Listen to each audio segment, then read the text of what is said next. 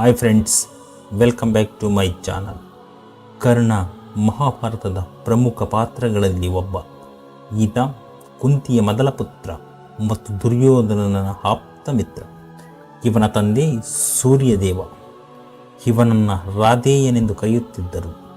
ಕರ್ಣ ಅಂಗದೇಶದ ಅಧಿಪತಿಯಾಗಿದ್ದು ಕರ್ಣನನ್ನು ದಾನವೀರ ಶೂರಕರ್ಣ ಎಂದೆಲ್ಲ ಕರೆಯುತ್ತಾರೆ.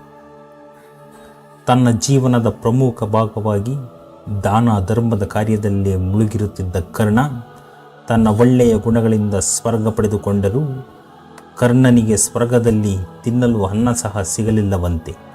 ಸ್ನೇಹಿತರೆ, ಕರ್ಣನಿಗೆ ಸ್ವರ್ಗದಲ್ಲಿ ಆಹಾರ ಸಿಗುವುದಿಲ್ಲ ಯಾಕೆ ಮತ್ತು ಕರ್ಣ ಸ್ವರ್ಗದಿಂದ ಭೂಮಿಗೆ ಬಂದದ್ದಾದರೂ ಏಕೆ ಎಂಬೆಲ್ಲ ಮಾಹಿತಿಯನ್ನು ಈ ವಿಡಿಯೋ ಮೂಲಕ ತಿಳಿಯೋಣ ಬನ್ನಿ ಸ್ನೇಹಿತರೆ. ಅದಕ್ಕೂ ಮುಂಚೆ ನೀವಿನ್ನೂ ನಮ್ಮ ಚಾನಲ್ಗೆ ಹೊಸಬರಾಗಿದ್ದರೆ ದಯವಿಟ್ಟು ನಮ್ಮ ಚಾನಲನ್ನು ಸಬ್ಸ್ಕ್ರೈಬ್ ಮಾಡಿ. ಮಹಾಭಾರತದ ಬಹುಮುಖ್ಯ ಪಾತ್ರಗಳಲ್ಲಿ ಕರ್ಣನ ಪಾತ್ರವು ಒಂದು. ಮಹಾಭಾರತದ ಮಹಾವೀರ ಕರ್ಣನ ಹೆಸರು ಬಂದಾಗಲೆಲ್ಲ ಅವನ ಹೆಸರನ್ನು ಯಾವಾಗಲೂ ದಾನಿ, ಮಹಾವೀರ ಎಂದು ಸಂಬೋಧಿಸಲಾಗುತ್ತದೆ. ಮಹಾನ್ ದಾನಿ ಎನಿಸಿಕೊಂಡ ಕರ್ಣನು ತನ್ನ ಜೀವಿತಾವಧಿಯಲ್ಲಿ ಎಲ್ಲ ವಸ್ತುಗಳನ್ನು ದಾನ ಮಾಡಿರುತ್ತಾನೆ. ಆದರೆ ಆ ಒಂದು ವಸ್ತುವನ್ನು ದಾನ ಮಾಡದ ಕಾರಣ ಅವನು ತನ್ನ ಮರಣದ ನಂತರ ಮತ್ತೆ ಭೂಮಿಗೆ ವಾಪಸ್ಸು ಬರಬೇಕಾಗುತ್ತದೆ.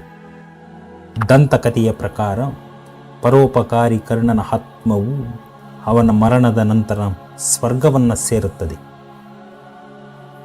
ತನ್ನ ದಾನ ಧರ್ಮದಿಂದ ಸ್ವರ್ಗವನ್ನು ಪಡೆದ ಕರ್ಣನಿಗೆ ಸ್ವರ್ಗದಲ್ಲಿ ಒಂದು ವಿಚಾರಕ್ಕೆ ಬೇಸರವಾಗುತ್ತದೆ. ಸ್ವರ್ಗದಲ್ಲಿ ಊಟದ ಸಮಯ ಬಂದಾಗ ಸ್ವರ್ಗವಾಸಿಗಳಿಗೆ ಆಹಾರವನ್ನು ಬಡಿಸಲಾಗುತ್ತದೆ. ಎಲ್ಲರಿಗೂ ತಿನ್ನಲು ಆಹಾರವನ್ನು ಬಡಿಸಿದರೆ ಕರ್ಣನಿಗೆ ಚಿನ್ನ ಮತ್ತು ಬೆಳ್ಳಿಯಂತಹ ಅಮೂಲ್ಯ ವಸ್ತುಗಳನ್ನು ಬಡಿಸಲಾಗುತ್ತದೆ.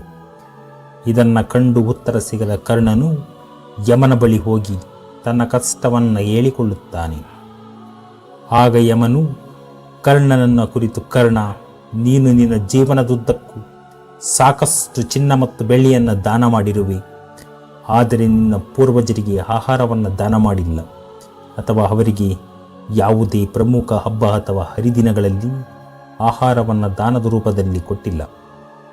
ತನ್ನ ತಪಸ್ಸಿನ ಹರಿವಾದಾಗ ಕರ್ಣನು ಯಮನಲ್ಲಿ ಪರಿಹಾರವನ್ನು ಕೇಳಿದನು. ಆಗ ಯಮನು ಕರ್ಣನಿಗೆ 16 ದಿನಗಳ ಕಾಲಾವಕಾಶವನ್ನು ನೀಡಿ ಭೂಮಿಗೆ ಬಂದು ಪಿತೃಗಳಿಗೆ ಅನ್ನದಾನ ಮಾಡಲು ಸೂಚಿಸುತ್ತಾನೆ.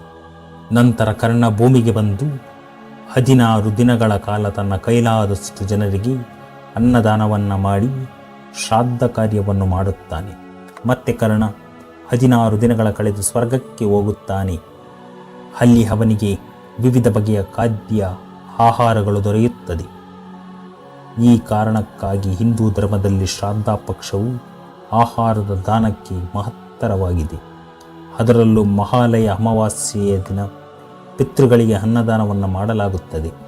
ಪಿತೃಪಕ್ಷದ ಸಮಯದಲ್ಲಿ ಸಂತರಿಗೆ, ಗುರುಗಳಿಗೆ, ರೋಗಿಗಳಿಗೆ, ವೃದ್ಧರಿಗೆ ಅಥವಾ ನಿರ್ಗತಿಕರಿಗೆ ಸಾಧ್ಯವಾದಷ್ಟು ಸೇವೆ ಮಾಡಬೇಕು. ಅದಲ್ಲದೆ ಪರಲೋಕದ ಜೀವನ ಸುಧಾರಣೆಗಾಗಿ ದಾನವನ್ನು ಮಾಡಬೇಕು.